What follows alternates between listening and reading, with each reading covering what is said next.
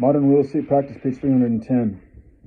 The process of reconciliation is not simply taking the average of the three estimates of value. An average implies that the data and logic applied in each of the approaches are equally valid and reliable and should therefore be given equal weight. In fact, however, certain approaches are more valid and reliable with some kinds of properties than with others.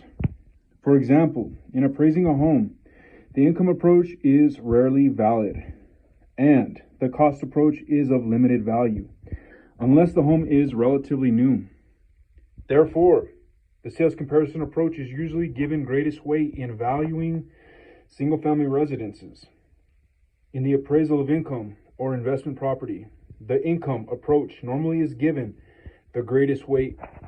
In the appraisal of churches, libraries, museums, schools, and other special use properties where little or no income or sales revenue is generated, the cost approach usually is assigned the greatest weight. From this analysis or reconciliation, a single opinion of market value is produced. Key point review. An appraisal provides the appraiser's opinion of value based on supportable evidence and appraisal methods, as defined by the Uniform Standards of Professional Appraisal Practice, USPAP, established by the Appraisal Foundation's Appraisal Standards Board. An appraiser must be state licensed or certified for an appraisal performed as part of a federally related transaction.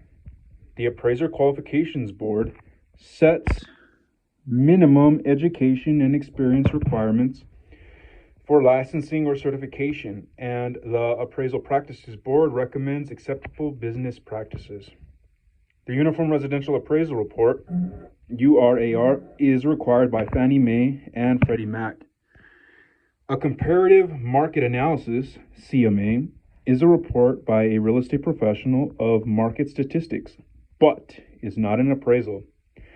A broker's price opinion, BPO, may be used in non-federally related transactions, home equity lines, refinancing, portfolio management, loss mitigation, and collections. Value is created by demand, utility, scarcity, and transferability of property. The acronym is DUST. Market value is the most probable price that property should bring in a fair sale, but not necessarily the same as the price asked or paid, or the cost to construct. The basic principles of value include anticipation of certain events, change that can be physical or economic, competition for clients and customers, conformity of properties in a neighborhood, and contribution to a property's value of any individual improvement. A property's highest and best use is the use that is physically possible, legally permitted, economically or financially feasible, and the most profitable or maximally productive. The law of increasing and diminishing returns is in evidence when additional property improvements no longer bring a comparable increase in property value. Page 311. Plottage is the increase in value that can result when two or more parcels of land are combined in the process called assemblage. The principle of regression is in evidence when a property's value is enhanced because of more value properties in the vicinity, more valuable properties in the vicinity. The opposite is true, and the principle of regression is in effect when a property's value is lower because of less valuable properties in the vicinity. The principle of substitution is the foundation of the sales comparison approach.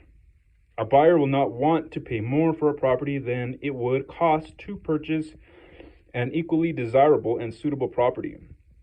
The principle of supply and demand dictates that prices will rise when demand is high relative to supply, and prices will fall when supply is high relative to demand.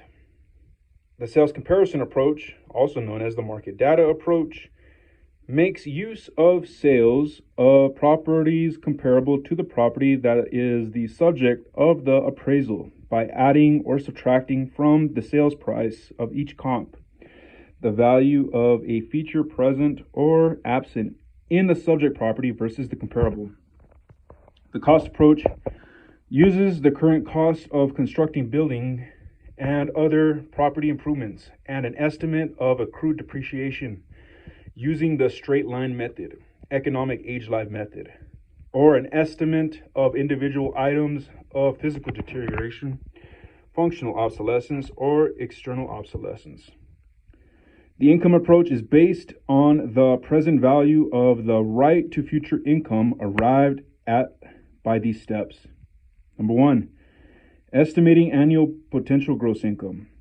Number 2, deducting any allowance for vacancy and rent loss to find effective gross income. Number 3, deducting annual operating expenses to find net operating income, NOI.